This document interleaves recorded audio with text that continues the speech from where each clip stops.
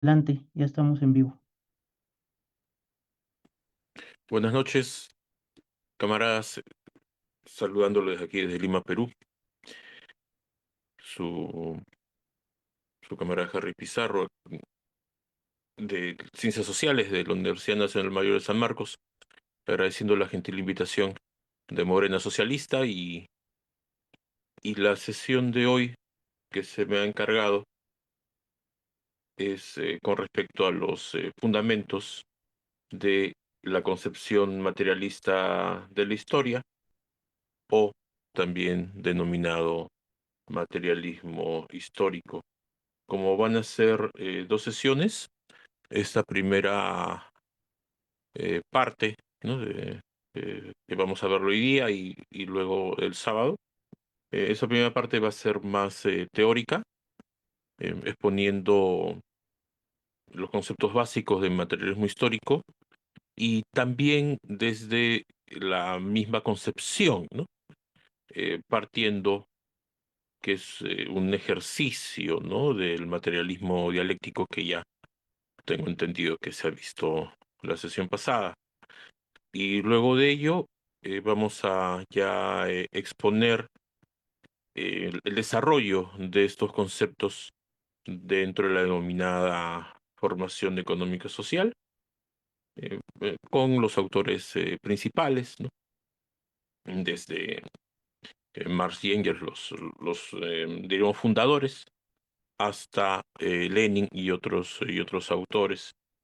Y para la sesión del sábado va a ser más participativa, ya he generado las dinámicas que van a ir de la mano con la sesión de hoy día.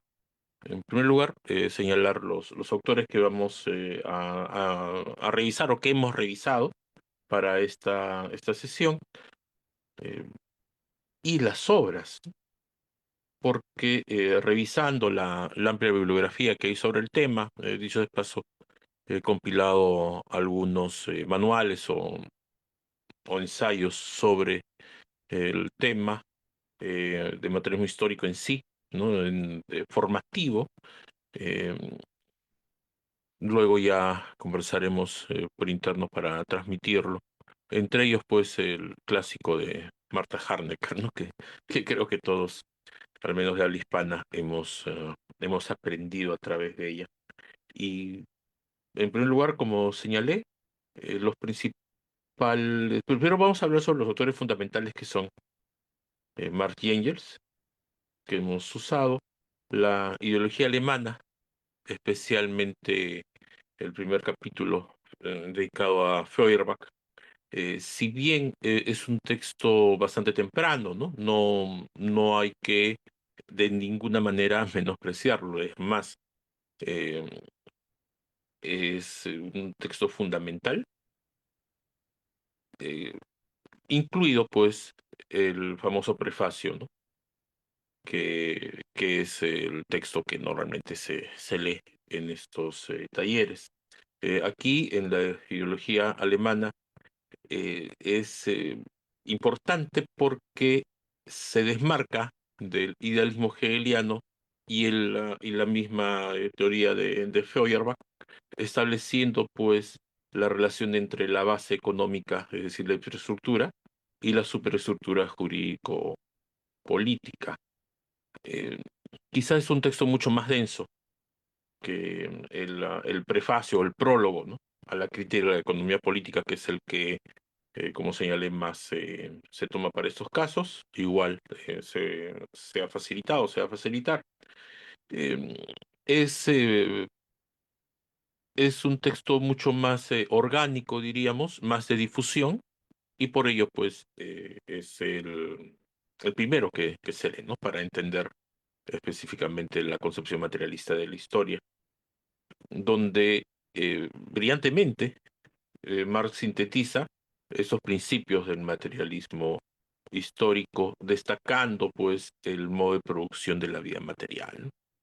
Que como sabemos ya, tiene diferentes fases, no de un punto de vista evolucionista, sino de desarrollo, pues, de las fuerzas productivas y cómo se van superando por sus propias contradicciones. Además, está el Manifiesto Comunista, que expone ya la lucha de clases como motor de la historia, que también vamos a tocar, y la inevitabilidad del colapso del capitalismo, que también me gustaría, espero tengamos tiempo, desarrollar, no como capturar una, los no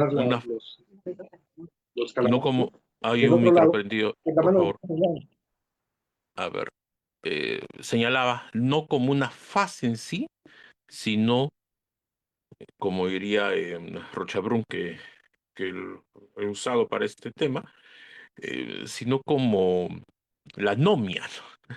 Eh, en sí de la historia de la humanidad. Y también pues del socialismo utópico al socialismo científico. Ya eh, es un materialismo histórico mucho más, diríamos, con base científica, con lógica formal, aunque, como ya veremos después, esta lógica formal es superada por la dialéctica.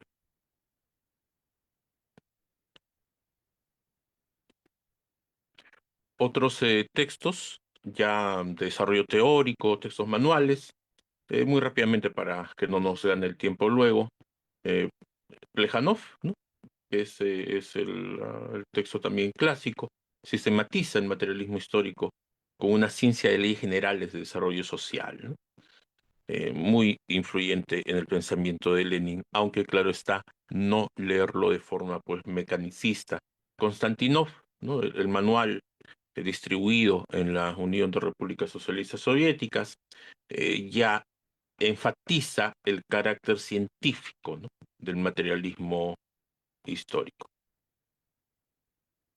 Mehring, entre otros tantos autores que se ha revisado, señala justamente esto, ¿no? Que el materialismo histórico no es un sistema cerrado, sino es un método científico para analizar procesos históricos. También, y esto como eh, cultura general, hay exploraciones de una forma más crítica dentro del materialismo histórico. Franz Hinkerlammer, también, es un texto relativamente reciente, ya propone materialismo histórico como una fenomenología de la vida real, ¿no? Integrando humanismo y praxis emancipatoria. Eso también se ve reflejado dentro del desarrollo marxista en Latinoamérica, especialmente en la concepción de cultura, como una forma fenoménica. Timpanaro, ¿no?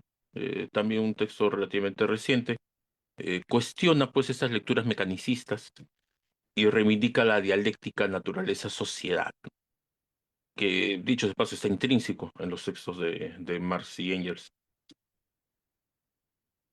Wood, ¿no? Que también es otro texto conocido, renueva el materialismo histórico, analizando pues la especificidad del capitalismo como sistema social.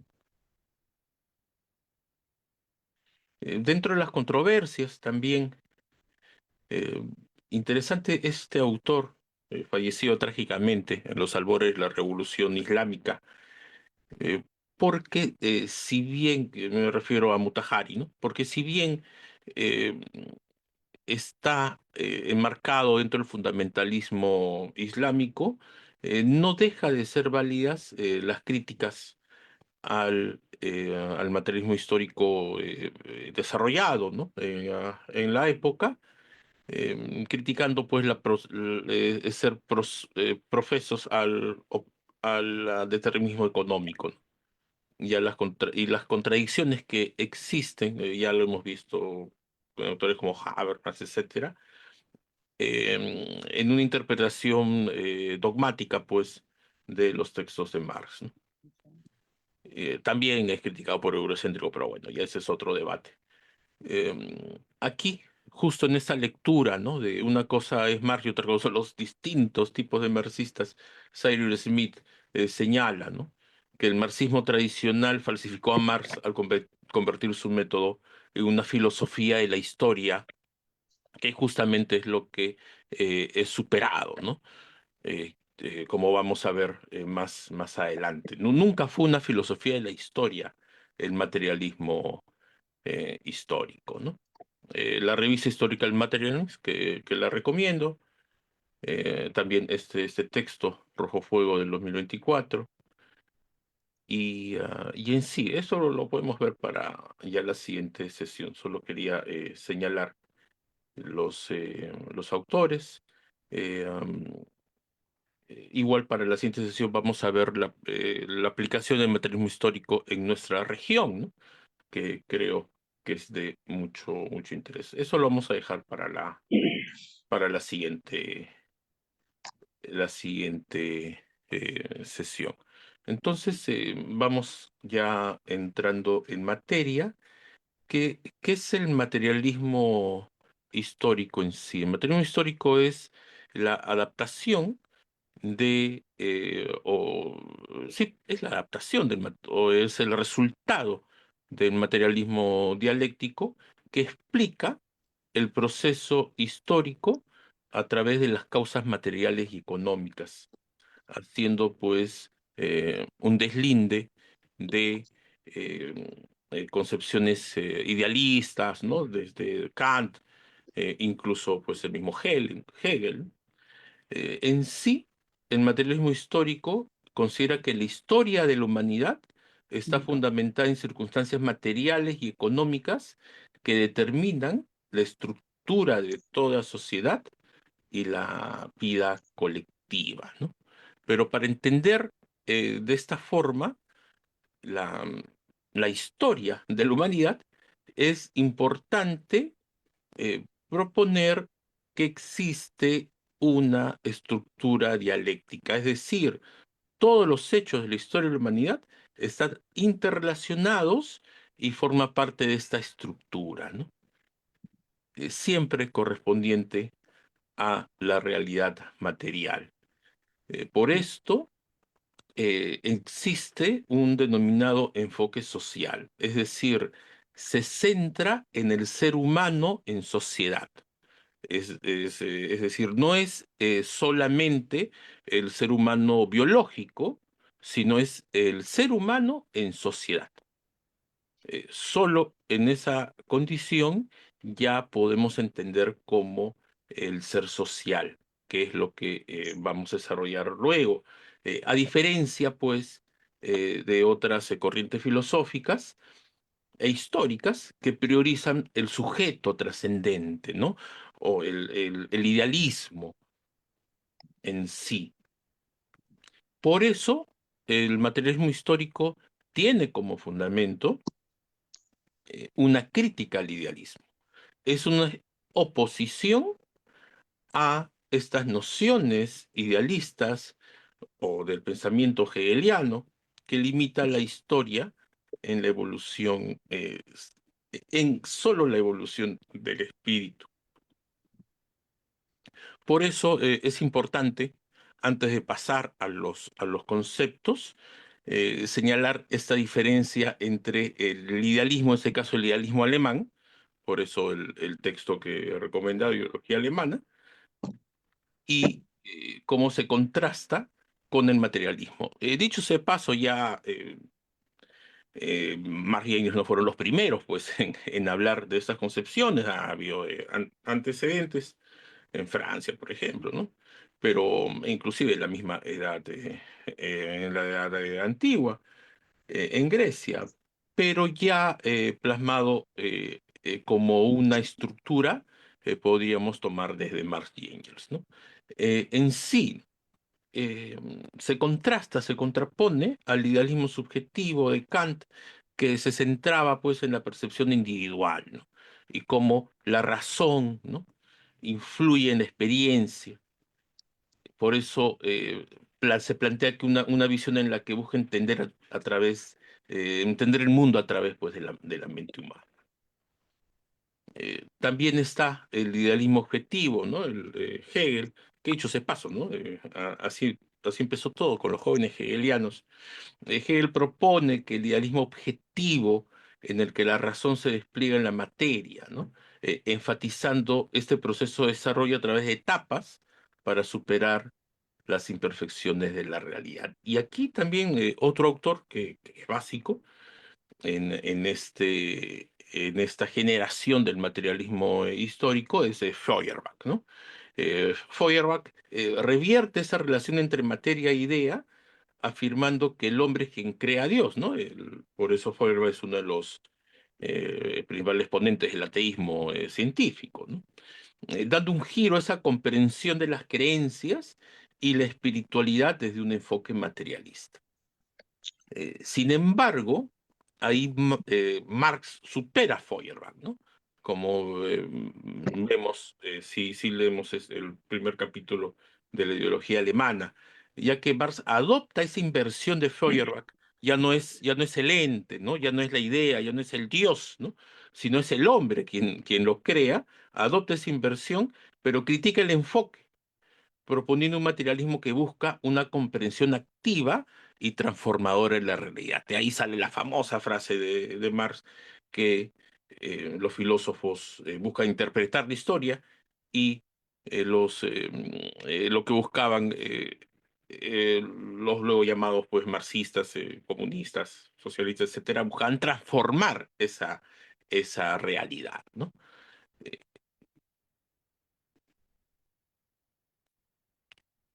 Y aquí podemos también señalar lo siguiente o preguntarnos, ¿no? ¿Cómo se relacionan la práctica y la teoría en el pensamiento de Marx, ¿no? Teoría y praxis. La práctica en sí es el medio a través del cual se varía el conocimiento, ¿no? Es el medio en el cual se contrasta el conocimiento, ¿no? Comprender las prácticas sociales es esencial para abordar la teoría y el cambio social dentro pues del marxismo, es entender esa dinámica, ese cambio, ¿no? Marx sostiene que la verdad se manifiesta en la acción humana y no a través de ideas abstractas, ¿no? Por eso también otro fundamento del materialismo histórico es que la materialidad condiciona el pensamiento, ¿no? Y también con esa premisa se deslinda o se señala las distintas desviaciones del materialismo histórico que también vamos a revisar hoy día, ¿no?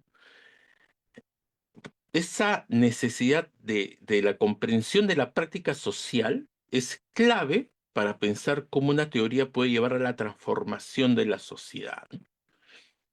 Especialmente en contextos que buscamos pues el llegar al comunismo, ¿no? Que es visto como un proceso en movimiento, siempre el concepto pues del movimiento, de la dinámica, de la dialéctica, ¿no? Por eso, en esta superación del idealismo, nos conviene preguntarnos cómo influye la conciencia en la construcción social de la realidad. En sí, la conciencia es fundamental en la formación de la realidad social, ¿no? Y está ligado con su proceso histórico. No está pues en el aire, no está inconexa, sino se debe a todo un proceso, ¿no? Por eso otra premisa dentro del marxismo en sí es que somos deudores también, ¿no? De nuestros ancestros. Y también es fundamental el carácter dinámico, ¿no? El carácter de movimiento. Por eso, la conciencia no solo se desarrolla a partir de las premisas previas, ¿no? Si bien es un resultado, sino que también actúa como un engranaje social que transforma la realidad colectiva, ¿no? A medida que las sociedades evolucionan o se desarrollan sus fuerzas productivas, estas conciencias individuales se adaptan y se modifican, creando pues este reflejo, ¿no?, de las condiciones materiales y culturales del momento. Esta praxis eh, que se manifiesta pues en la vida cotidiana facilita la interacción social y la adaptación pues a los cambios históricos. Por eso, pues, esa frase, ¿no?, de Marx: no es la conciencia del hombre la que determina su ser, sino por el contrario, el ser social es lo que determina su conciencia. Por eso es importante señalar que el primer hecho histórico que marca el proceso de la humanidad es cuando el hombre empieza a producir objetos para satisfacer sus necesidades básicas de subsistencia y cómo es usado, disculpen, no había eh, ahora sí, y cómo es usado en su sociedad. Y esto es producto de la interacción hombre, naturaleza-hombre. Y también es menester entender que estamos dentro, pues, de un sistema, ¿no?, para deslindarnos, pues, también de teorías extractivistas o antropocénicas, etcétera, ¿no? Estamos dentro, el hombre y la naturaleza, ¿no? Pero es la interacción hombre, naturaleza, hombre. Entonces la historia nace y se desarrolla a partir de la primera relación del hombre con la naturaleza y a su vez al hombre con los otros hombres, ¿no? Hombres y mujeres, obviamente, ¿no? Nacen de estas interrelaciones las relaciones de producción y las fuerzas productivas por medio del trabajo. Por eso la historia es historia de la procreación del ser genérico o el ser social del hombre por el trabajo y por las mediaciones que éste deriva. Por eso para Marx no existe una conciencia totalmente pura, perfecta, ¿no?, que poseyera en sí misma todas sus determinaciones y que planeara como un Dios tutelar, ¿no?, como un invisible genio, ¿no?, por encima del ser natural del hombre. La conciencia se encuentra históricamente ligada a la naturalidad del hombre. Se desarrolla con él, con los progresos de su lenguaje, con la riqueza de sus relaciones sociales, con mediaciones cada vez más complejas. Por eso el mismo Marx admite que la conciencia es la condición gracias a la cual el hombre puede conocer que existe una relación entre él y la naturaleza, esa conciencia, ¿no?, que luego nosotros denominamos conciencia social y luego también deriva la conciencia de clase, ¿no? Tiene la misma lógica.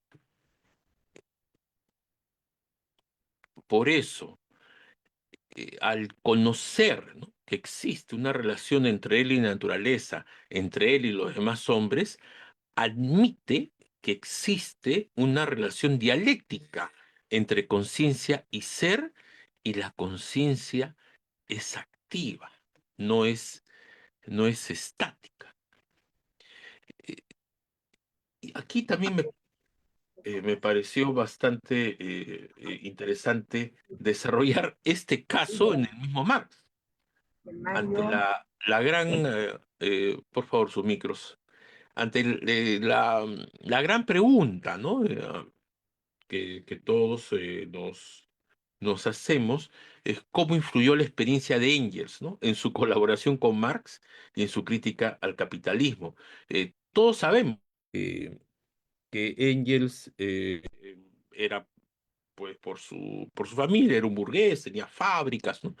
Y Marx, si bien era letrado, ¿no?, cosa que Engels no lo era, ¿no? Marx venía de la academia, se puede decir, era pues ejerce una profesión liberal, ¿no? Pero al momento, pues, de conocerse, al momento de unirse, ¿no? En alianza, a pesar de las iniciales desconfianza, ¿no? Marx pensaba, pues, que el pequeño burgués de Engels, pues, era un infiltrado, ¿no? Algo así. Después se da cuenta que no, ¿no? Aparte que Engels ya había hecho un importante trabajo eh, que está en la clase obrera de Inglaterra, ¿no? Este texto también fundacional había hecho un importante trabajo científico, ¿no? Empírico, pero a la vez científico. Y por eso esa conjunción fue valiosa, ya que Engels, tras su experiencia en las fábricas textiles de Manchester, conocer las condiciones de explotación de la clase obrera y también los campesinos, eh, ofreció una visión mucho más profunda sobre el funcionamiento del capitalismo, ¿no? Él conocía la praxis del capitalismo. Y ese análisis crítico se enriqueció con la formación académica y el activismo, podríamos decir, del joven Marx, para que se permita expandir las ideas, ¿no? Enriquecer las ideas, aportando pues un enfoque más científico, más riguroso en el estudio de las estructuras económicas y abandonando el idealismo de por sí. Por eso esta dupla, esta unión pues, de Marx y Engels sigue vigente y sigue desarrollándose hasta la actualidad, porque sentaron las bases de la crítica también pues, a la economía política y sentando las bases de lo que ahora denominamos materialismo histórico y en sí del marxismo, etcétera, ¿no?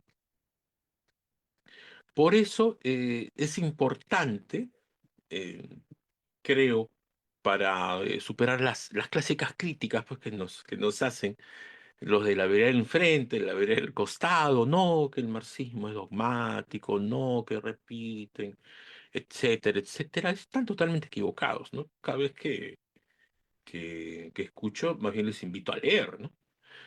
Y a interpretar también la realidad, ¿no?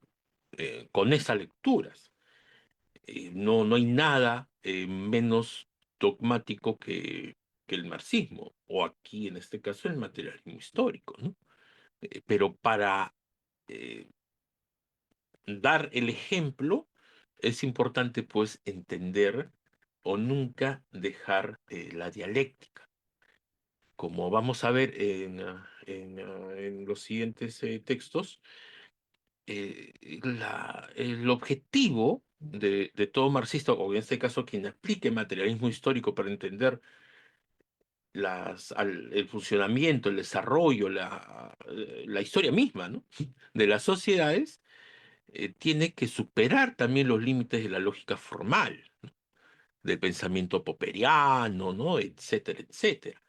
Y esa superación, porque la realidad te tiene que hacer superarla, se hace a través de la aplicación de la dialéctica. Por eso es importante. Y la dialéctica es el método que se aplica ante los objetos, como señalé, que desafían esa lógica formal.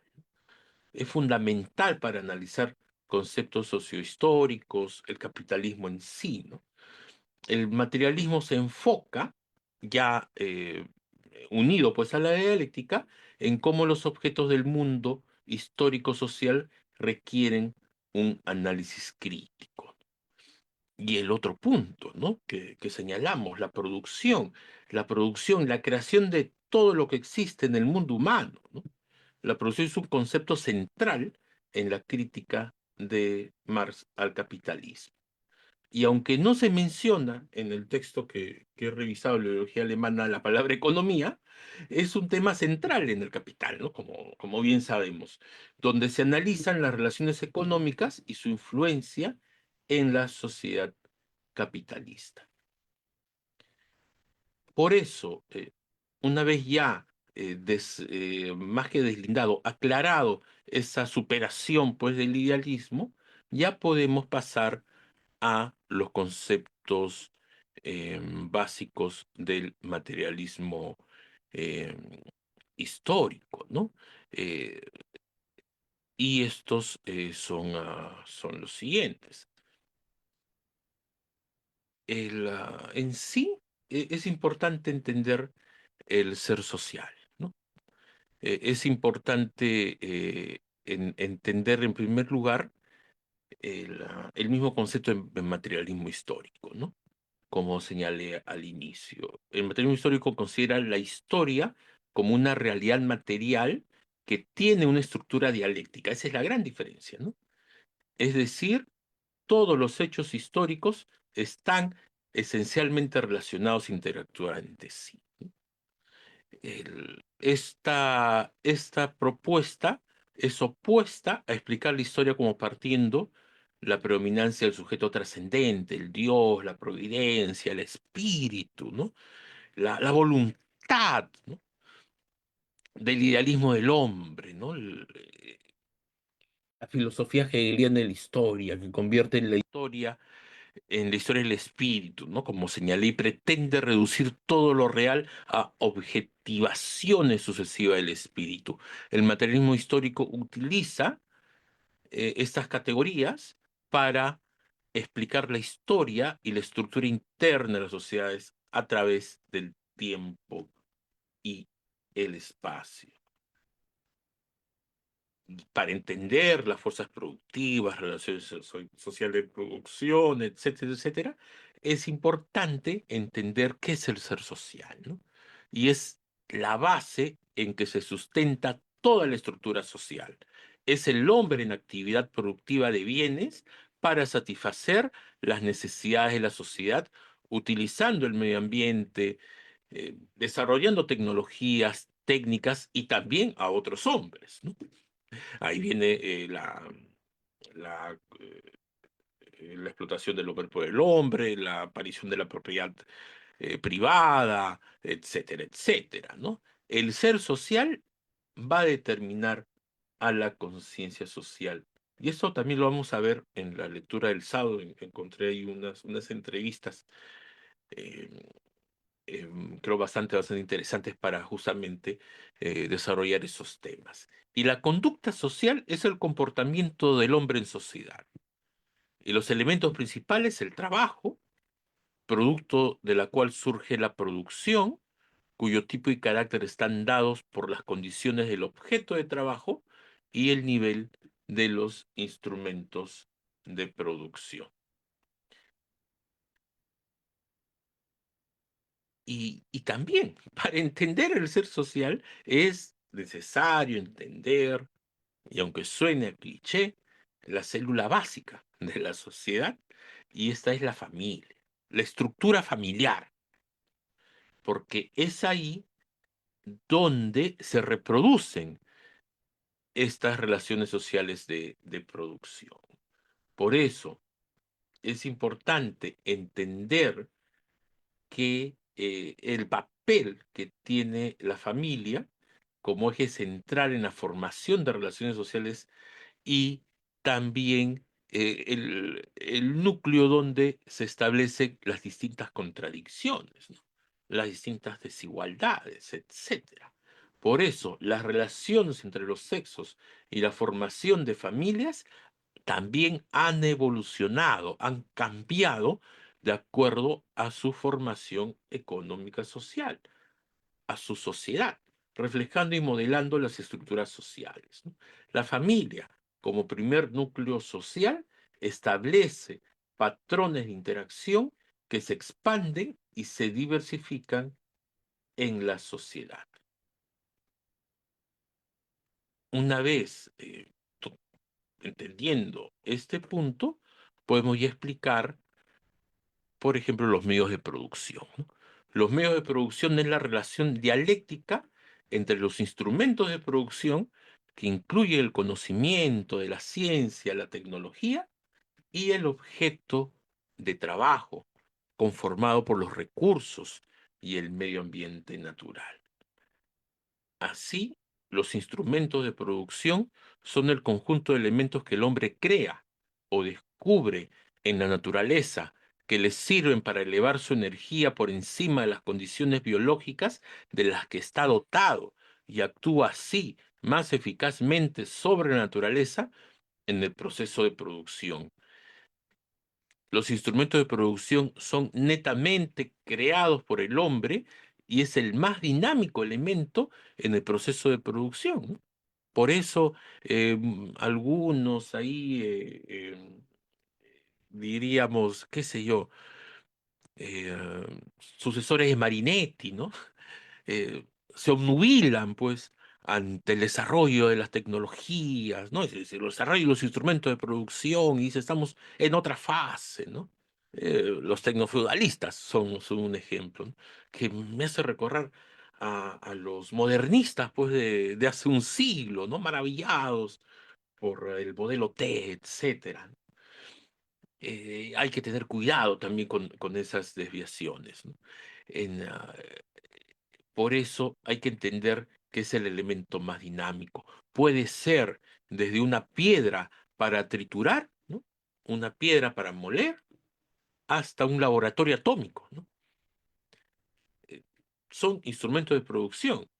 Igualmente, la ciencia, al ser la manera sistemática de acercarse a la naturaleza, el objeto de trabajo es la naturaleza, a la que llamamos medio ambiente natural, ¿no?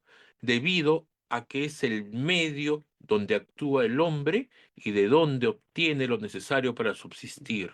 Está constituido por el clima, los animales, la flora, etcétera. La naturaleza solo es objeto de trabajo si es afectada por el hombre, dependiendo del desarrollo de los otros factores que intervienen en el modo de producción. Y la fuerza de trabajo está constituida por el hombre y su capacidad energética para producir, la cual depende de, por ejemplo, su condición social, que es también producto de una interacción hombre-lenguaje-sociedad, sus condiciones físico-biológicas, dentro de un eje nutrición, mortalidad, salud, y sus condiciones demográficas, densidad, población, olas migratorias, etcétera. Esta fuerza de trabajo puede aumentar si el hombre desarrolla los instrumentos de producción. Y aquí entramos a la división social del trabajo con las fuerzas productivas, que es la relación entre medios de producción y la fuerza de trabajo. Son el conjunto de elementos materiales necesarios para que exista producción, la cual se realiza como consecuencia de una constante interacción de sus elementos integrantes por medio del trabajo productivo. Es la fuerza motriz de la dialéctica interna de las fuerzas productivas.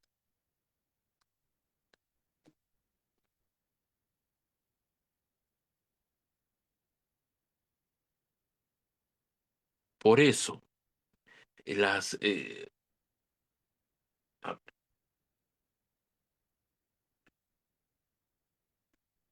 por eso también es importante el estado social, ¿no? Que es la estructura que refleja las relaciones entre producción y cooperación de la sociedad, la, la conciencia, que es la representación de la realidad social influenciada por las condiciones y relaciones. Disculpen, creo que me estoy pasando acá.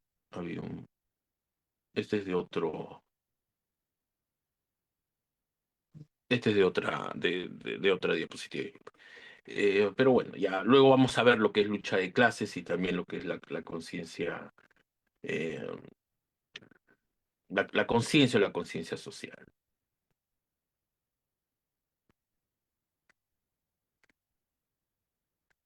Ahora sí, retomando. Las fuerzas productivas. Las fuerzas productivas es la relación de los medios de producción y la fuerza de trabajo. Son el conjunto de elementos materiales necesarios para que exista producción, la cual se realiza como consecuencia de una constante interacción de sus elementos integrantes por medio del trabajo productivo, ¿no? Es la fuerza motriz de la dialéctica interna de las fuerzas productivas. Las relaciones sociales de producción es otro concepto importante, son aquellas que se establecen entre los hombres como consecuencia del papel que cada uno de ellos tiene en el proceso de producción. Consecuentemente, este papel dependerá de sus relaciones de trabajo, o sea, de sus relaciones con los instrumentos y objetos de trabajo, es decir, los medios de producción y con los otros hombres, ¿no? La fuerza de trabajo.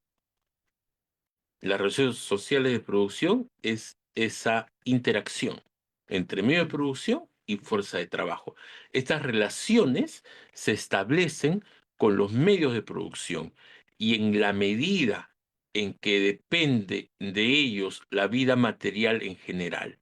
Estas relaciones con los medios de producción son siempre, y ese es otro punto importante, relaciones de propiedad, de acuerdo a la capacidad del hombre para explotar sus recursos naturales, que es el nivel de las fuerzas productivas. Estas relaciones sociales de producción están determinadas por la distribución social de la riqueza, que luego vamos a ver que no es igual, ¿no? Esta distribución, que es la relación entre el beneficio del capital y la acumulación de la riqueza, la cual, unida a la remuneración del trabajo, condiciona la organización social de la producción, lo que a su vez caracteriza a la organización técnica y financiera de la producción.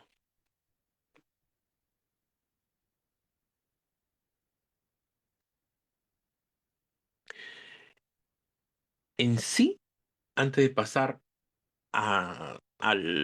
dentro del clásico, ¿no? La clásica pirámide, a la superestructura, es importante señalar lo siguiente: el modo de producción, base económica o la infraestructura está constituida por el conjunto de las fuerzas productivas y las relaciones sociales de producción. Es decir, es la relación dialéctica entre ambas. Se define el modo de producción como un nivel de desarrollo de las fuerzas productivas que tiene una sociedad y las relaciones sociales de producción que le corresponden.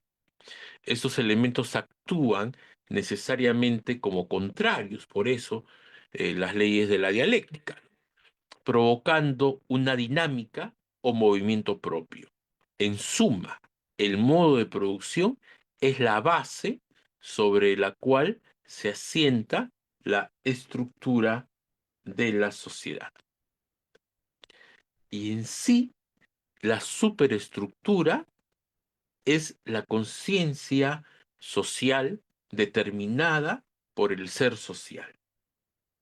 Es la manera como se refleja el mundo en la conciencia. Es la forma como el hombre percibe la realidad circundante. Corresponde a la manera de ser del individuo y su grupo social. La superestructura está constituida por todo aquello que es expresión subjetiva de la realidad, por todo aquello que depende de nuestra capacidad de apreciar y conocer, por el conjunto de hábitos, por las costumbres que transmitimos a través del aprendizaje, a través de la enseñanza. Cada cambio en la base o modo de producción afecta nuestra manera de ver a la sociedad y nuestra acción social misma. La superestructura en sí, de una forma clásica, tiene dos niveles.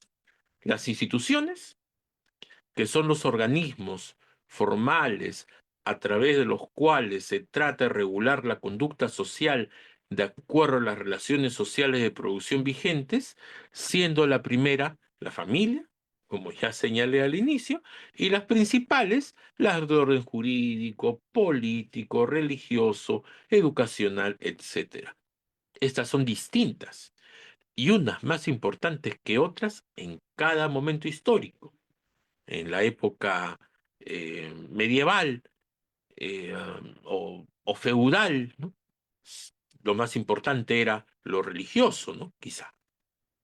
En esta época ya son las instituciones económicas, ¿no? Los grandes bancos, etcétera,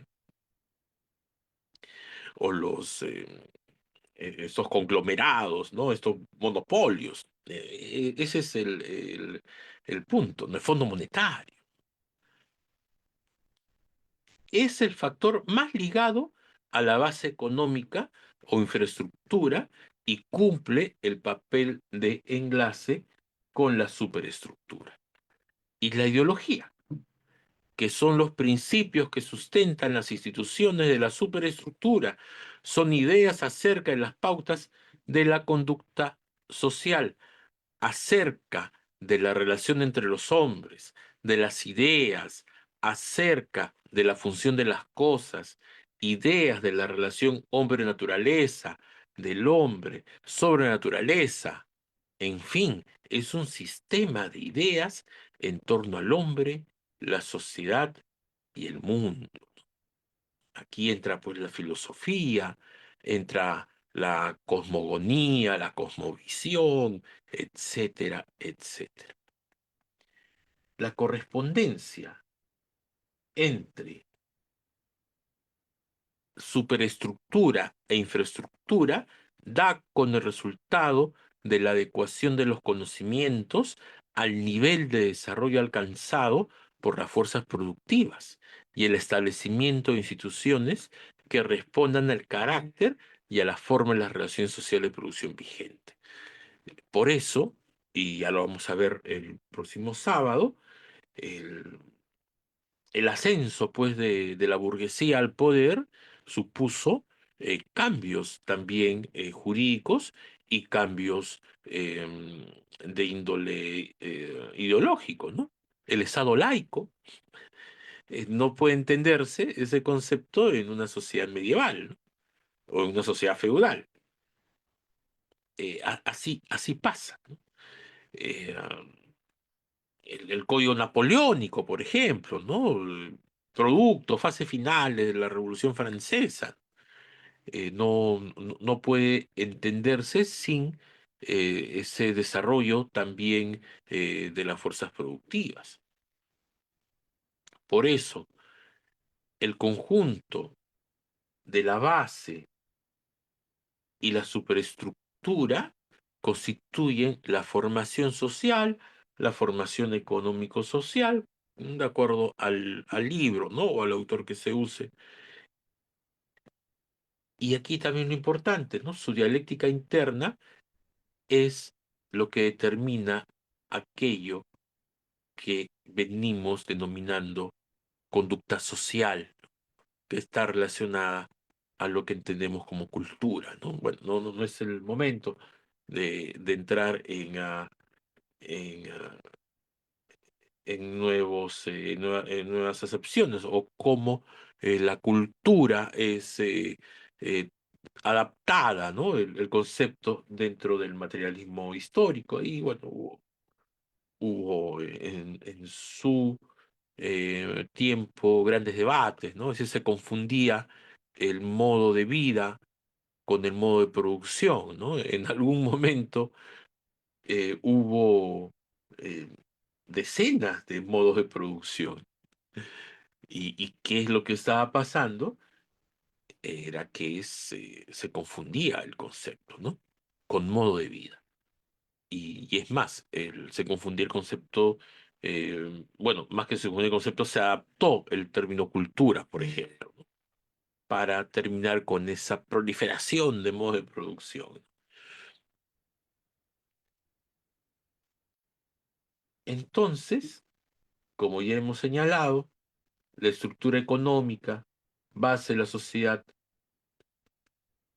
está ligado a las fuerzas productivas, ¿no? Los medios de producción, la tierra, que luego veremos lo importante que es, ¿no? En el tema de la propiedad, las materias primas, las herramientas, las máquinas, las tecnologías, la fuerza de trabajo, ¿no? Y estas relaciones sociales que determinan pues la propiedad de los medios de producción. Ahí viene el gran debate, ¿no? En la actualidad es la burguesía quien tiene el control, la propiedad de los medios de producción y generan clases sociales antagónicas. Aquí un breve gráfico para ponernos un poco en orden. Hay gráficos más complejos, eso los he pasado para la sesión del sábado. Tenemos pues la base económica, las fuerzas productivas. Aquí normalmente es al revés, ¿no?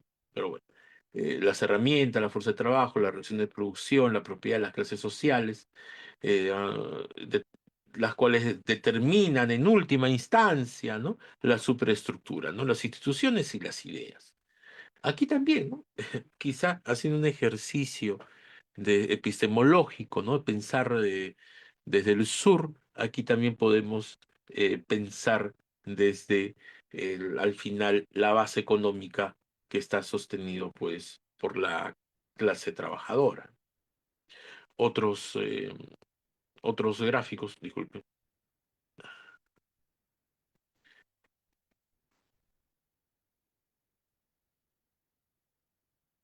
A veces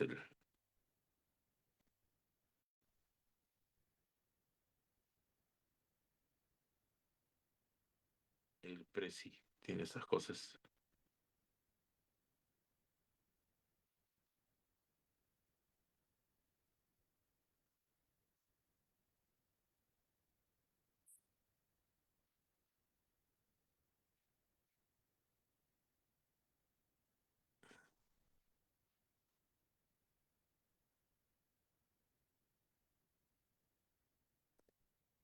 Aquí nos quedamos, ¿no?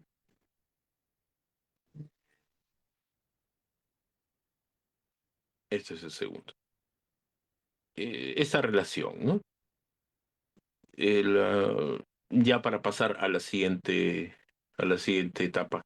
Las fuerzas productivas en desarrollo chocan con relaciones de producción obsoletas, surge conflicto entre las clases y dan lugar a una revolución social, ¿no? Como fue el ascenso de la burguesía reemplazando pues a la aristocracia. Aquí también interesante en este punto para adelantar, ¿no? No es cortante, ¿no? No es mecanicista, no es quizá como algunos nos enseñaron en el colegio, la edad antigua o el modo de producción esclavista, y luego se pasó al modo de producción feudal y desapareció Roma, no es así. Eh, a la muerte, podríamos decir, a la muerte social de una formación económico-social o un modo de producción, eh, ah, y, y está en esa agonía el ascenso, ¿no? El desarrollo de otro modo de producción. Conviven en un momento, ¿no? Estos claroscuros del tiempo, ¿no? Donde, parafraseando a Gramsci, dicen que aparecen los monstruos, ¿no? Esa es una característica principal, ¿no? El producto de ese conflicto, que es un conflicto de clases, de lucha de clases, entramos en un escenario de revolución. Y el otro punto, ya en clave leninista, las condiciones materiales, ¿no? Dan lugar a demandas económicas de manera espontánea, ¿no? Lo que Lenin señala la espontaneidad obrera, y dan lugar a reformas, ¿no? Que como ya hemos visto en otros escenarios, esas reformas son intentos de la sociedad burguesa de evitar, ¿no? Dilatar el proceso de la revolucionaria. Mientras, siguiendo también la praxis, la teoría leninista, si a esas condiciones materiales le agregamos un partido de vanguardia, un partido comunista, que inyecta conciencia política revolucionaria, ahí también señalar que tiene que germinar dentro de la clase trabajadora, esa conciencia política revolucionaria dan lugar a la revolución.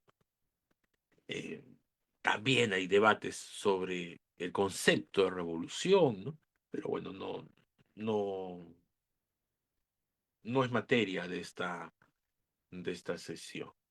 Lo que sí es materia es el desarrollo de las fuerzas productivas, ¿no? Cómo impulsan las fuerzas productivas el avance de la sociedad. Es fundamental para el cambio y el progreso en la historia, claro está, teniendo esa búsqueda al comunismo, ¿no? Las fuerzas productivas que incluyen herramientas, tecnologías, conocimientos, pues están en constante evolución y ese crecimiento no solo mejora la eficiencia de la producción, sino que también transforma las relaciones sociales económicas, sirviendo como motor del cambio histórico a lo largo del tiempo. Y ahí está, pues, el debate, ¿no? Que es al final el capitalismo, ¿no? Es una anomia dentro de este desarrollo de las fuerzas productivas. En fin, por eso, las relaciones de producción y el desarrollo de las fuerzas productivas entran en un conflicto productivo, ¿no? Causando las revoluciones sociales. Estas contradicciones, ¿no? Ese constante avance en las fuerzas productivas crea eh, estas relaciones de producción que se vuelven un obstáculo, pues, para el desarrollo, ¿no? Como usando esta figura de los grilletes, ¿no? Las relaciones de producción se transforman en grilletes que limitan el avance de las fuerzas productivas, ¿no? Esos contratos sociales. Por eso, pongamos el concepto de revolución. La revolución es generada por ese conflicto entre fuerzas y relaciones de producción, ¿no? Entre fuerzas productivas y las relaciones de producción, esas contradicciones, ¿no? Por eso es importante tomar este concepto, ¿no? El concepto de lucha de clases como motor de la historia. La frase de Marx que entra en debate cuando se estudia sociedades precapitalistas en la historia, ¿no? Eso también es uno de los riesgos que a veces se corren y se llegan a caer en comparar de forma mecánica las sociedades precapitalistas en la actualidad con las sociedades, pues, del comunismo primitivo, ¿no? Del teórico comunismo primitivo, ¿no? Eso, por ejemplo, es un peligro, ¿no? Caer en ese mecanicismo. Pero la frase de Marx, la historia de la humanidad es una historia de lucha de clases, ¿no? Creo que cada vez es más cierta, dicho, dicho sea de paso.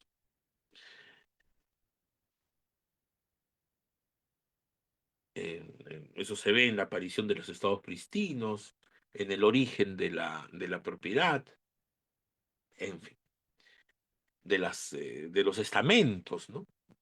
De las clases sociales.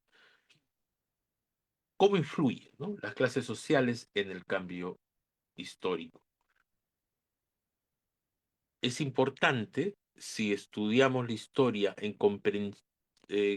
clave de lucha de clases, es importante tomarlo porque las clases sociales formadas por las relaciones de producción, las relaciones sociales de producción, en conflicto, son el motor de las transformaciones en la historia, ¿no?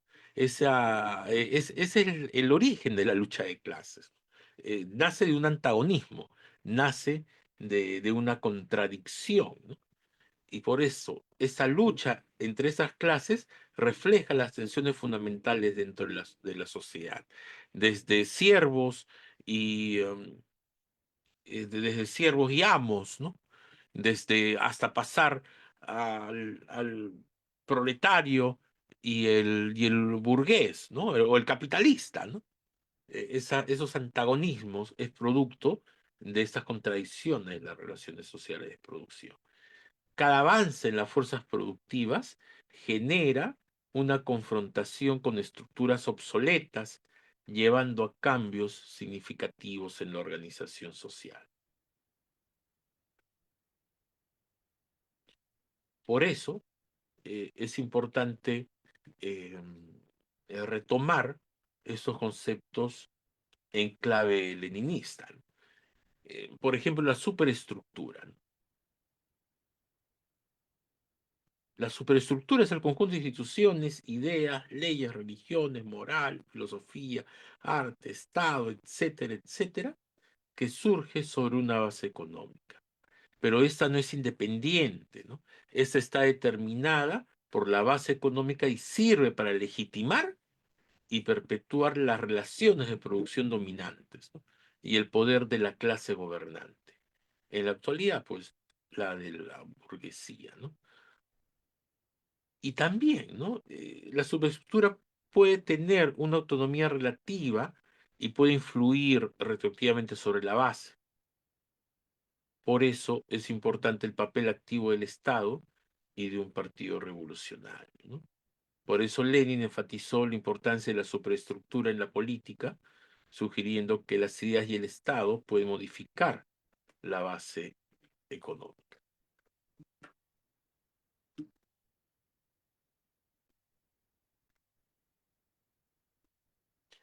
También Temas, clientes, hay hay un micro, gracias. Ahora, entendiendo esos conceptos de lo que es una formación social, una formación económico-social y los modos de producción, ya podemos acercarnos a, en términos clásicos, porque hay mucha tela por cortar, especialmente en las primeras, especialmente en las primeras, cómo se ve, se tiene una concepción de este desarrollo de las fuerzas productivas. En primer lugar, ¿no? Eh, el comunismo primitivo, ¿no? El comunismo primitivo, en concepción básica, es la primera etapa en que las sociedades humanas, pasado el proceso pues, de hominización, agrupadas en bandas, se organizan de una forma egalitaria, ¿no? De una forma igualitaria y comunal, sin propiedad privada ni clases sociales. En esta fase, la subsistencia se logra a través de la caza y la recolección.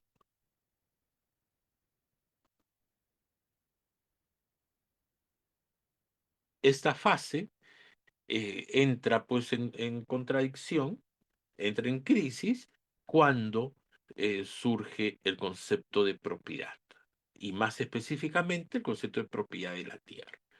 Eh, Luego también, a la par, disculpen, surgen las clases sociales. Otros autores señalan que hay castas primero, estamentos, ¿no? Y luego clases sociales. Bueno, al fin y al cabo es la misma lógica.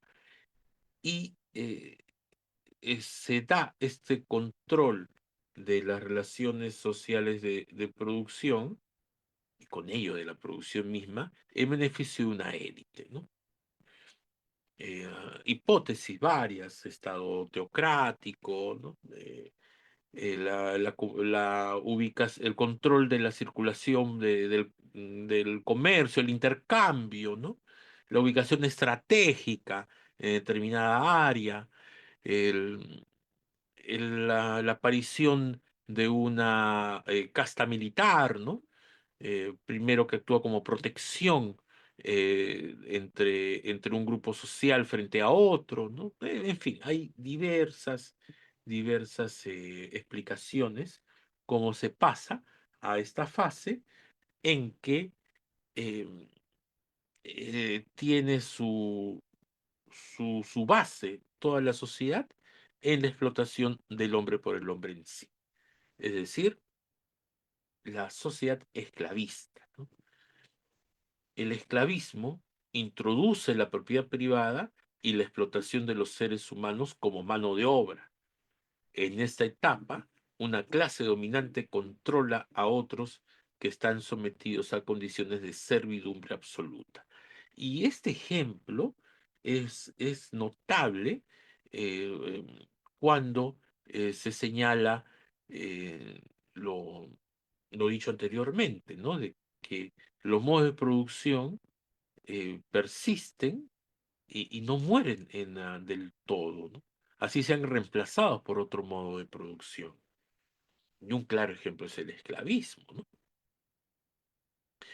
Eh, la manumisión de los esclavos afrodescendientes en Estados Unidos y Norteamérica estuvo ligado, como todos sabemos, a la guerra civil, que estuvo ligado también al choque de dos visiones, ¿no? Dentro de la burguesía, ¿no? Una más centrada al latifundio, ¿no?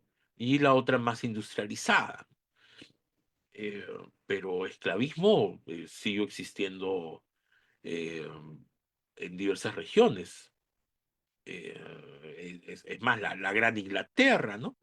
Se basaba también en condiciones de esclavitud de otras regiones, ¿no? La acumulación de su riqueza. El Congo belga, por ejemplo, ¿no? El rey Leopoldo es un claro caso. Aquí en Sudamérica, el genocidio Huitoto, ¿no? Muy entrado el siglo XIX, pasando esta bella época, ¿no? En Europa, mientras en la selva, en la Amazonía, había esclavitud, ¿no? Es un caso eh, importante de ejemplo, la cual es sucedida por el feudalismo, donde ya la economía se basa en la tierra, en la propiedad sobre la tierra, ¿no? Y que son controlados por nobles a quienes los campesinos deben lealtad y trabajo. Son dueños tanto de la gleba como de la tierra, ¿no? Los siervos, a cambio de protección, ¿no? Este sistema se caracteriza por una jerarquía social rígida y relaciones servidumbres, pero ya sabemos que tan rígida no era porque da lugar a sus propias contradicciones, su propia situación estamental a los burgos, a los comerciantes, ¿no? A los burgueses, ¿no? Que luego de las revoluciones burguesas, de la Revolución Francesa, inclusive ya antes, ¿no? En la misma Inglaterra, con la ley, esta ley no recuerdo bien el nombre, allá 1200 y algo, ¿no? Eh, en que se pierde el poder absoluto, pues, del rey, ¿no? En fin, el capitalismo, ¿no? eh, que, que es producto pues de este ascenso de la burguesía en este papel dinámico, ¿no? De legislación, de desarrollo de las fuerzas productivas. El capitalismo surge como una economía de mercado donde la producción y el intercambio de bienes son dominados por el capital privado. Esta etapa se caracteriza por el énfasis y la acumulación de riqueza y la competencia, y ahí los conceptos pues, de plusvalor, plusvalía, la fetichización, etcétera, etcétera. Y dentro del materialismo histórico existe una fase que tiene como misión superar, pues, el capitalismo, ¿no? Y este es el socialismo, ¿no? En su sistema transitorio que busca corregir las desigualdades sociales, por eso me recojo esta idea que el capitalismo es una anomia, generadas por el capitalismo. Aboga por la propiedad colectiva de los medios de producción, ¿no? Ya no son los dueños, pues, los burgueses, ¿no? Y la distribución equitativa de los recursos según tu necesidad. Eso también es otro punto que agregar. Y socialismo, bueno, la Unión Soviética, la China de Mao, ¿no? No, no esta China, definitivamente, etcétera. Cuba, la Europa Oriental, la gente se olvida de Vietnam, aunque no esté Vietnam, ¿no? El Vietnam de Ho Chi Minh.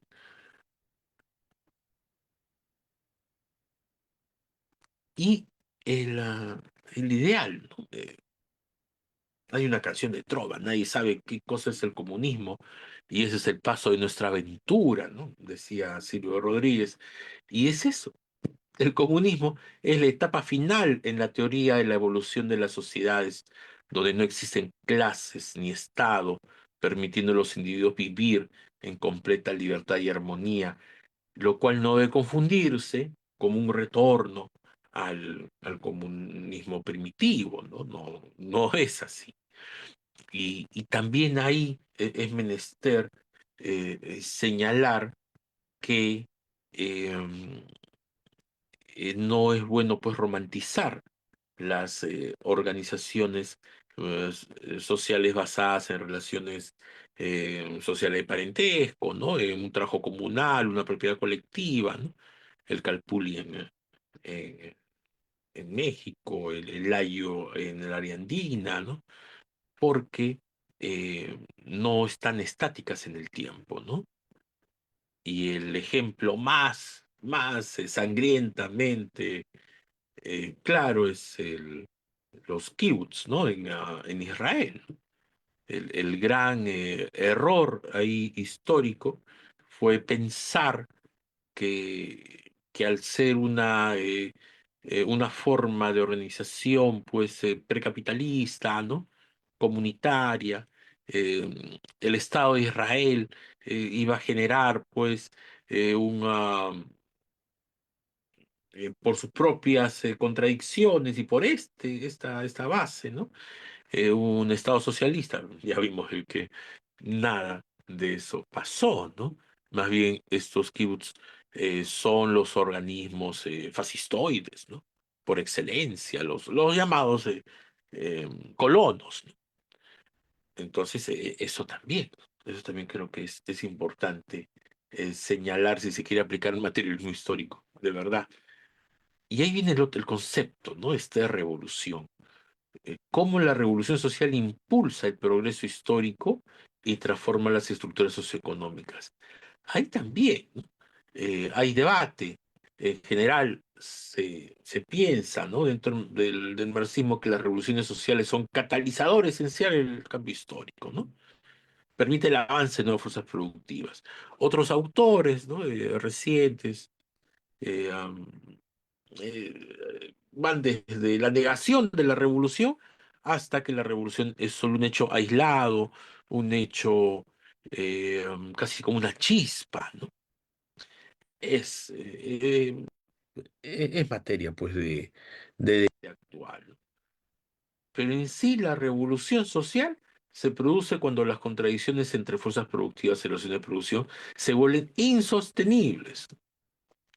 Esto permite que la clase emergente, vinculada a las nuevas dinámicas productivas, el ejemplo más palpable, pues, es la burguesía, ¿no? Reemplaza a la clase gobernante antigua, generando nuevos modelos de producción, ¿no?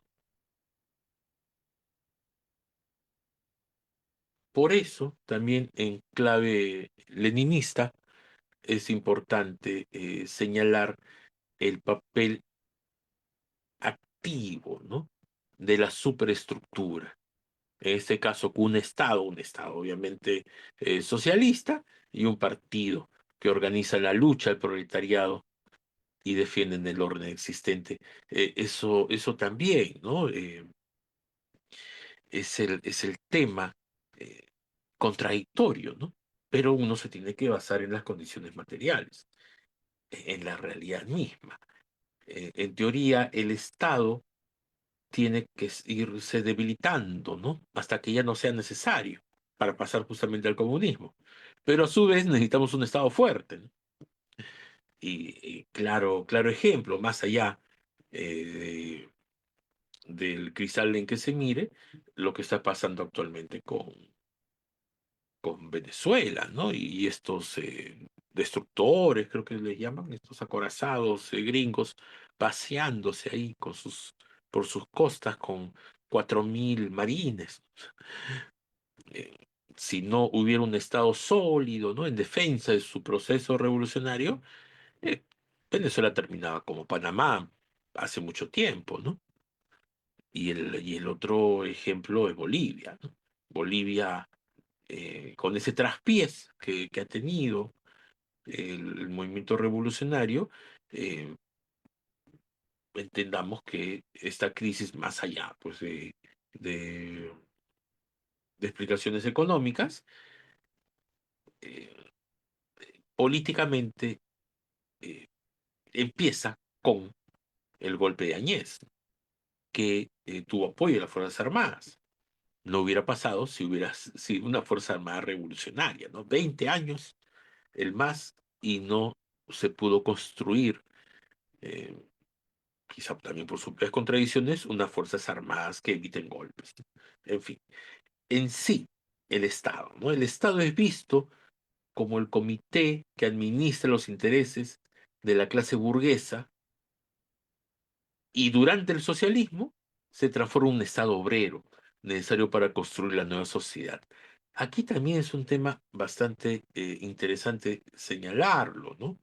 Eh, Al fin y al cabo es una dictadura, pero es una dictadura del proletariado, porque la actual es una dictadura de la burguesía.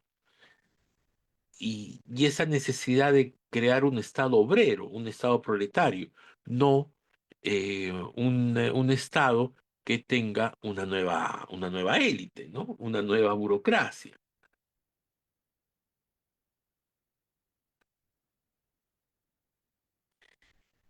Y si vamos a entender, pues en clave materialismo histórico, con este esquema clásico, ¿no?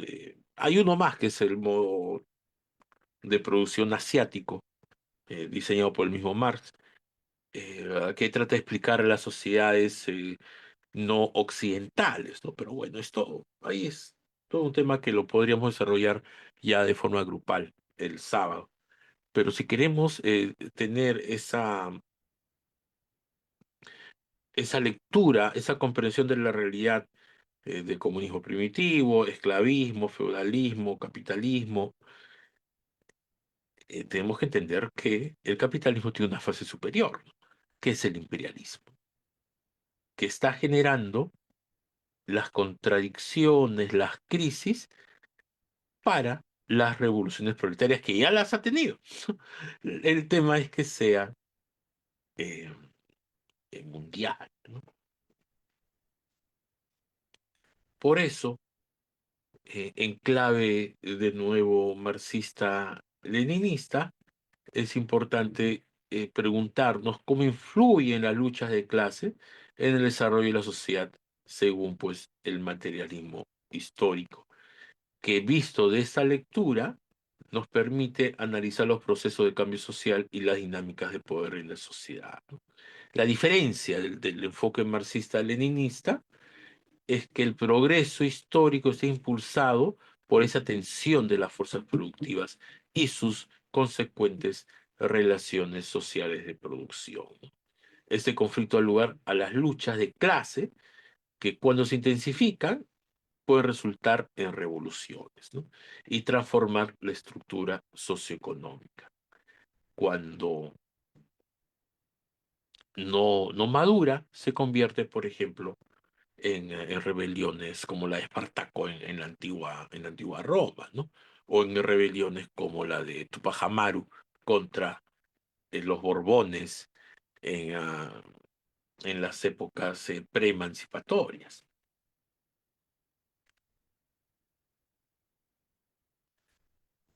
Que dicho sea de paso, esa revolución tupamarista o esa rebelión tupamarista sí tenía también como intención cambiar la sociedad, ¿no? Pero en fin, ya ese es otro tema que podríamos tocarlo incluso el próximo sábado. Por eso, también ese es el punto, ¿no? ¿Por qué las contradicciones internas del capitalismo llevan inevitablemente al socialismo? Es también un tema a revisar que no es mecanicista esto.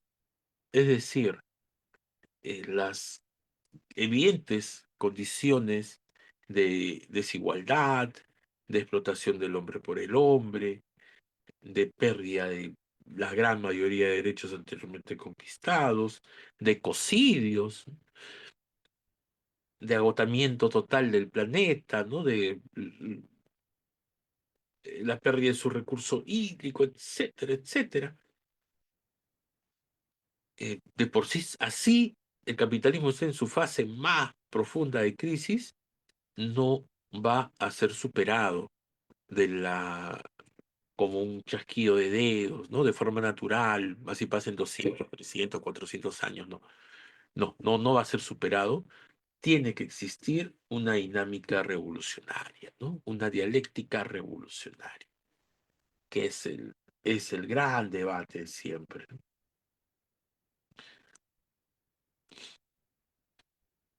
Y esta crisis, ¿no? Que es la sobreproducción, la desigualdad, etcétera, ¿no? Genera muchas luchas sociales, pero no hay que confundir luchas sociales con eh, una lucha con conciencia social, ¿no? Con conciencia de clase, que es distinto. Por eso, a medida que el proletariado toma su conciencia de la situación, surge la necesidad del socialismo. Por eso, dentro de tomar ese concepto que nace de la conciencia social, ¿no? El concepto de conciencia de clase, y unirlo, pues, a la dictadura del proletariado, podemos tener algunos puntos. En primer lugar, una cosa es la espontaneidad y otra cosa es la conciencia, ¿no? El proletariado no desarrolla espontáneamente, como señalé, una conciencia revolucionaria, ¿no? Requiere, al menos en clave leninista, una vanguardia organizada. Otro punto es la teoría de reflejo, ¿no? Las ideas revolucionarias son un reflejo de las condiciones materiales, pero el partido debe inyectarlas en la clase obrera, ¿no? Ahí también es un debate, ¿no? Si es un partido exógeno, no. Tiene que ser un partido parido por la clase obrera, ¿no? Para poder transformar la lucha económica en lucha política. Y el otro punto, ¿no? El Estado burgués es un instrumento de opresión de clase que debe ser destruido, no tomado intacto. Y ojo, ahí también es el punto. No, si no seríamos anarquistas, ¿no? No es disolver el Estado burgués y se acabó todo. Es esta fase transitoria de un Estado, pero un Estado obrero. De ahí viene el tema de dictadura del proletariado. Que no sé por qué siempre se le tiene tanto miedo, ¿no? de señalarlo. Por eso el Estado socialista tiene como misión suprimir la resistencia burguesa, ¿no? Mediante la coerción, mediante la represión, y eso es así. Obviamente, la burguesía, ¿no? Si no, pregúntele a Fidel allá en Cuba, cómo hizo, ¿no? Socializar los medios de producción, que es la tarea pendiente, ¿no? Y este se vuelva cada vez menos necesario. Es decir, este Estado, incluso el Estado socialista, ¿no? A medida que avanza el socialismo, el poder a los hombres. Por eso es importante en esta fase identificar las características del imperialismo, que es concentración de capital, monopolio de los oligopolios, controlan la economía, limitan la competencia, ponen en riesgo mismo no solo el mercado, sino la vida humana y la vida animal también. El otro punto es la fusión del capital, ¿no? Bancario, industrial, generando nuevas dinámicas económicas, y las inversiones se dirigen a las colonias para aprovechar mano de obra barata y recursos naturales y vendernos espejos con brillo. Aquí hemos comprado unos espejos con brillo en figura de trenes, ¿no? Vetustos de hace 40 años que ya no han sido dados de baja en Estados Unidos, pero acá algún día dicen que va a circular por la capital del Perú, ¿no? Cosa que no, eso no va a pasar. Y también nos quieren vender aviones, ¿no? Por esta simulación de conflicto bélico con Colombia. Es así, lamentablemente. Y el otro punto, este neocolonialismo, ¿no? El reparto territorial del mundo, en- que no es otra cosa pues que las guerras mundiales, ¿no? Entre las potencias imperialistas por los mercados. Desviaciones. Y no me refiero al gran Mao, ¿no? Sino al economicismo, ¿no? El economicismo es un reduccionismo dentro del materialismo histórico que ignora el papel activo de la superestructura y la lucha política en la historia. Y también diríamos que niega la dialéctica, ¿no? Argumentando que todo se reduce a factores económicos. El voluntarismo, ¿no? Eh, que Trotsky o los trotskistas son ejemplos, ¿no? Eh, Subestima las condiciones materiales objetivas y sobrevalora la voluntad revolucionaria, ¿no? Esta voluntad incluso media también existencialista, ¿no? Pero también idealista al fin y al cabo.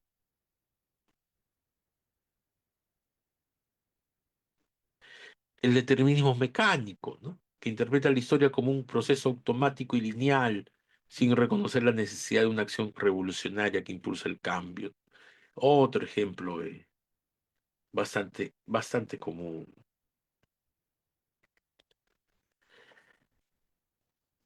Y en la actualidad, ¿no? La globalización es también una fase superior al capitalismo, donde el capital financiero transnacional ejerce un dominio creciente sobre las naciones y su economía. Estamos en una fase ya, como bien señalaba un exguerrillero por aquí, ya no es patria o muerte, sino planeta o muerte, ¿no? La crisis ecológica es producto de la lógica de la acumulación capitalista que continuamente depreda la naturaleza, que dicho sea de paso es intrínseca, ¿no? El cambio climático, etcétera, desde hace tiempo. Hace poco se hizo viral, ¿no? El león del Atlas, extinto en 1920, ¿no? Desde el Holoceno existía el león del Atlas. 12.000 años, 15.000 años de existencia en nuestro planeta y fue extinto, ¿no? En sí, cuando ha dejado de ser ecocida, ¿no? El capitalismo, o ni qué decir por la minería a tajo abierto, etcétera, ¿no?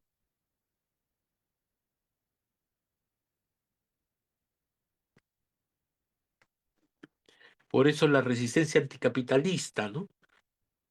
manifestada en los movimientos antiimperialistas, la lucha subglobal. eh, es una expresión de lucha de clases, pero lo que falta es que tomen conciencia que es una lucha de clases. Ese es el punto, creo yo, neurálgico. No basta con ser antiimperialistas.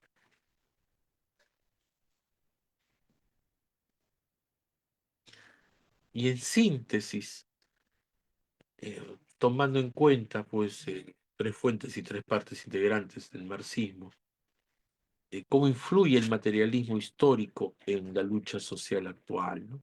El materialismo histórico no es solo una teoría, no es solo los conceptos que he dado ahora y memorizarlos, sino entenderlos, ¿no? Y que ello te sirva para que sea una herramienta para construir el futuro, ¿no? Para comprender la compleja realidad social de cada región. ¿Por qué? Porque nos enseña que las condiciones económicas de una sociedad moldean sus estructuras políticas e incluso culturales, ¿no? Al entender esto, los movimientos sociales se orientan y luchan de una manera más efectiva para cambiar las condiciones concretas de opresión, de explotación. Pero no es, pues, un paseo un paseo por el jardín, ¿no? Tiene también sus propias contradicciones esa búsqueda.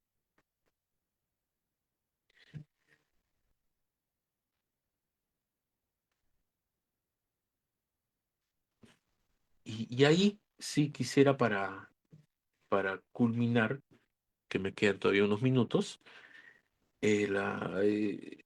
tomar en cuenta este concepto, ¿no?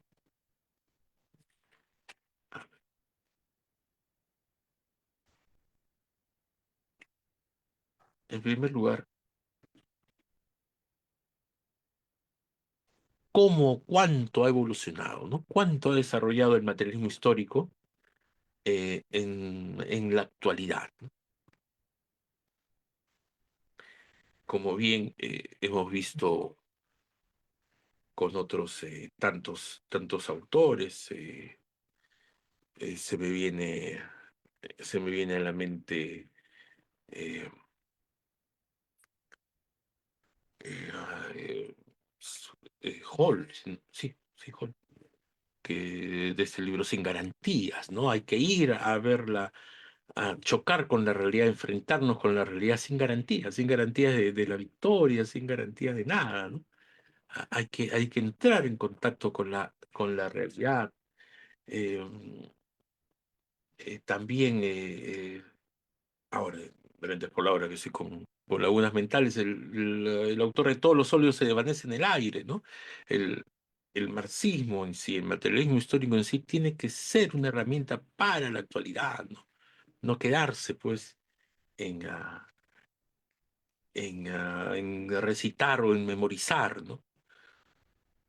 Para conseguir algún beneficio académico, y ni siquiera porque si bien hay una gran producción académica dentro del marxismo, al menos en nuestras regiones tan reaccionarias, felizmente en México ya no es tan reaccionario como hace unas décadas, eh, en el Cono Sur sí, ¿no? Está vetado prácticamente. Justo comentaba acá a nuestro camarada Jonathan Romero que algunos de estos textos los he encontrado, ¿no? En clave de clase. Eh, Cuando nosotros ingresamos allá por el 96 a Sociales de la Universidad de San Marcos, justo el año anterior había sido el último año que se editaba Introducción al Marxismo por el filósofo, el doctor Raimundo Prado, y no era casualidad, ¿no? No era casualidad, y hasta la fecha no se enseña Introducción al Marxismo, ni siquiera Introducción al Marxismo. Y es 30 años de enseñanza positivista, ¿no? O posmoderna, ¿no? Así que no es casualidad. En sí, en Indoamérica hay muchos más autores, claro está. Menciono esta producción, ¿no?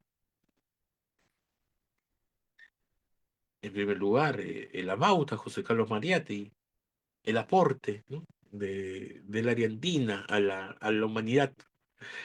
Analiza la formación socioeconómica principalmente del Perú, eh, articulando el marxismo con las tradiciones indígenas, ¿no?, con las formas precapitalistas que persistieron y que persisten en lucha. Que dicho sea de paso, ¿no? Y todo, se reactualizó un debate sobre lo indígena, ¿no? En sí todos somos indígenas. Y ahí se ve, ahí la gran adicción.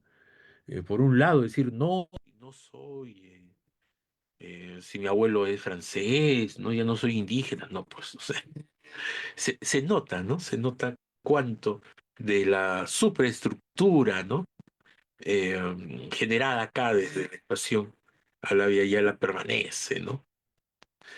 En sí, es un libro clásico, 7 ensayos de interpretación de la realidad peruana. Tiene otros más, claro está, la escena contemporánea, donde tiene importantes capítulos en algunas ediciones dedicados a México, por ejemplo, ¿no? Y aquí también es un tema de debate, que es lo que también señalé, ¿no? El comunismo incaico. El sábado podemos ver que más bien era una sociedad esclavista. Y ahí entra el gran debate, ¿no? Pero bueno, hay que analizarlo. Es decir, que exista propiedad comunal de la tierra, etcétera, etcétera, no quiere decir que esté dentro del comunismo primitivo, ¿no? Pero en fin, ahí ya lo podemos conversar el próximo sábado con los ejemplos. Igual es un gran aporte, porque al final lo que se construye es para la actualidad, ¿no?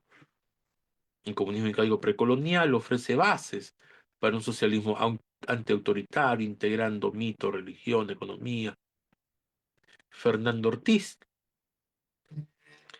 mediante cubano, este libro contrapunteo cubano del tabaco y el azúcar, ¿no? Eh,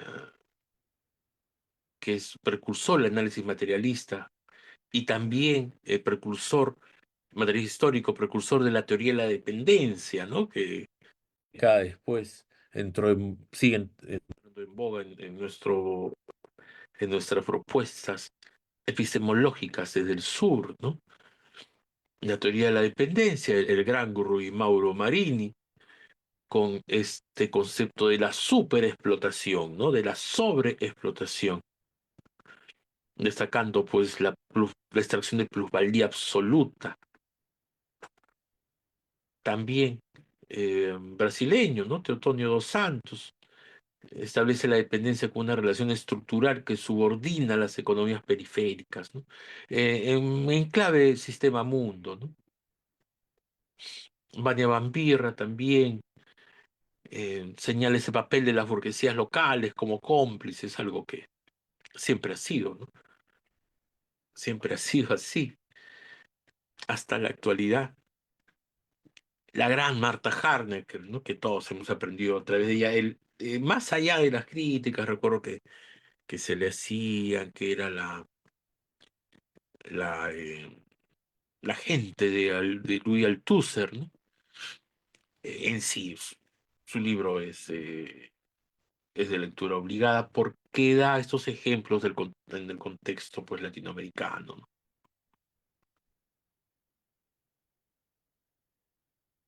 Pensadores críticos, Héctor Hoyos, que fusionan materialismo histórico con nuevos materialismos, ¿no? Análisis de la cotidianidad. El gran Álvaro García Linera, ¿no?, el que fue vicepresidente en los mejores años de Evo Morales y el MAS, también, ¿no? Es en clave, pues, de demandas de clase y de colonialidad, ¿no? Refiriendo ese concepto de clase obrera, que también es tema de debate, ¿no? ¿Qué pasa si en nuestros países no existe, pues, una clase obrera porque no estamos industrializados, etcétera, ¿no? En fin, el sandinismo no tenía, pues, una clase obrera industrializada y hasta el sabotaje, ¿no?, que hubo desde la época de Riga, pues estuvieron haciendo su revolución y ahora también con Daniel Ortega, ¿no? Aníbal Quijano, a quien se le debe una introducción un poco a título personal, ¿no? De los siete ensayos, que creo que es la más conocida, creo que es la que está más distribuida en nuestra región. eh, Enfatizando pues lo decolonial, ¿no? Y la carga racial como mecanismo de clasificación social que hasta ahora permanece, ¿no? En nuestros países. Justamente lo podemos ver hasta inclusive mañana como ejemplo. Vi un video, un joven compatriota que está brillando como maestro, como director de orquesta en la Filarmónica de Berlín, y imaginaba por sus características andinas, ¿no? Muy peruanas, que, que la alta burguesía, ¿no? Tan decadente peruana, tan blanca o blanqueada, eh, se pararían de sus asientos, ¿no? En un hipotético caso que venga la Filarmónica de Berlín a tocar por acá, ¿no? Mostrando la gran ignorancia, en fin, y cómo siguen esta herencia colonial, ¿no? Que señala Aníbal Quijano, Julio Cotter, entre otros. Y igual, ¿no? Más allá de las discrepancias, ahí, más allá de todo, eh, es importante conocer a estos pensadores porque contribuyen al entendimiento crítico de la sociedad latinoamericana, ¿no? Mezclando de forma, eh, de forma muchas veces brillante historia, economía y cultura. Quizá ahí el tema es poner el- la dialéctica y el materialismo histórico en sí. Inclusive la literatura latinoamericana, ¿no? Se habla pues que Los Años de Soledad es un libro sobre lucha de clases, ¿no? A través pues del llamado realismo mágico y el materialismo histórico, ¿no? También podríamos señalar Pedro Páramo allá en México. Las, aquí también las novelas de Escorza que merecen de por sí su propio seminario, ¿no? Eh, Blanca Vietúquer, boliviana, también eh, muestra estos trabajos, en sus trabajos, el materialismo histórico, ¿no? En base a la resistencia de los territorios andinos y en hacer énfasis en las relaciones de reciprocidad y redistribución, ¿no? De las comunidades, eh, agrícolas precapitalistas, digámosle, ¿no? Y Manuel Escorza, el ya señalado, quien integra el simbolismo indígena y la ecología, ¿no? Señalaba que él hace las denuncias sobre el impacto de la gran minería, cuyo cerco era como una serpiente, ¿no? Que iba cubriendo todo, cobraba vida el cerco y arrasaba lagunas, pueblos, cerros. Es una gran figura, ¿no? O el dirigente campesino que era invisible, ¿no? Tenía esa característica de ser invisible cuando reclamaba sus derechos, ¿no?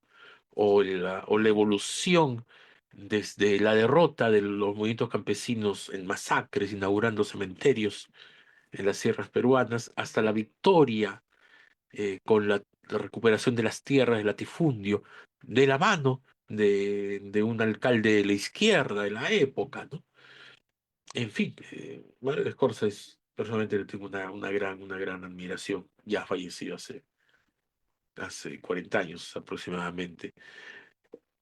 Y este puente, ¿no? Entre Mariátegui y los movimientos decoloniales actuales, dicho sea de paso, Escorza señalaba, ¿no?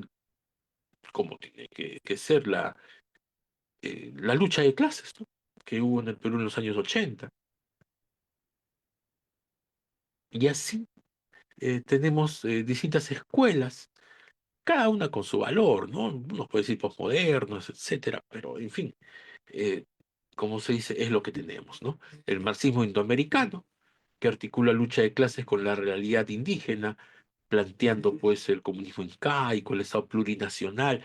Ahí también tenemos que, yo creo que es materia de otro seminario, la teoría de la dependencia, ¿no? La burguesía satélite, la superexplotación y lo transcultural, ¿no? Que es entre el diálogo entre los objetos y la historia global. Y la decolonialidad, ¿no? Esa intervención entre la raza y clase, aunque claro está, pues denegando la revolución, ahí pierde lo que nunca debería perderse dentro del ejercicio del materialismo histórico para la comprensión de nuestras sociedades, de la historia de nuestras sociedades, del presente de nuestras sociedades y el futuro de las mismas. Debates actuales, la ecología y el marxismo, los feminismos, bueno, y ese es otro tema que también se ha tocado mucho, y los desafíos, ¿no? No caer en la fosilización del marxismo, en la fosilización del materialismo histórico, creo que es lo principal. Y, y bueno, ya para culminar, porque estamos a minutos, eh, esta pregunta, ¿no? El materialismo histórico en América Latina se convierte en una herramienta, ¿no? Para entender las luchas en nuestra región, desde la minería hasta la tecnología, ofreciendo marco para la resistencia, y más que marco para la resistencia, marco, herramienta para las victorias, ¿no? Para no caer en la constante derrota o en la constante desazón, ¿no? Quizás con una comprensión, no quizás, estoy personalmente seguro, una comprensión materialista de la historia, que da lugar a también una conciencia de clase, tiene que ser unida. Otro sería pues nuestro cantar, ¿no? Entender que nuestras realidades latinoamericanas son únicas y no imitaciones, ¿no? No podemos reproducir modelos de fuera, así como si fuera un molde, ¿no? Tenemos que crear, como decía el gran Mariátegui, de forma heroica y todo lo que implica el heroicismo, nuestro propio marxismo, nuestro propio, en este caso, materialismo histórico. Muchas gracias. Eso sería todo.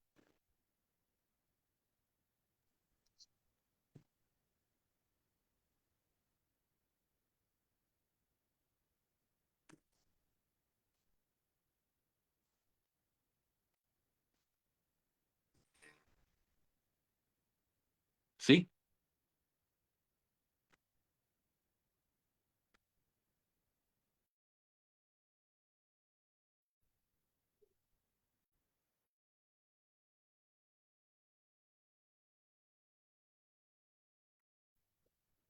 Ah,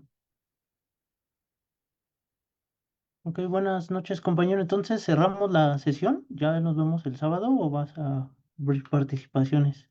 Bueno, es que ahorita ya es tarde, ¿verdad? Sí, en todo caso, como ya está, sí, bueno, lo hice bastante ajustado. El sábado sí ya sería en base a la sesión de hoy y algunos textos, mucho más participativo, ¿no? Esa sería la dinámica tal como habíamos quedado, camarada. Ok, pues entonces nos despedimos y nos vemos el próximo sábado a la última sesión del taller del nivel 1, ¿verdad? Gracias, buenas noches. Gracias, Edgar, por la Muchas invitación. gracias. Muchas gracias, buenas noches.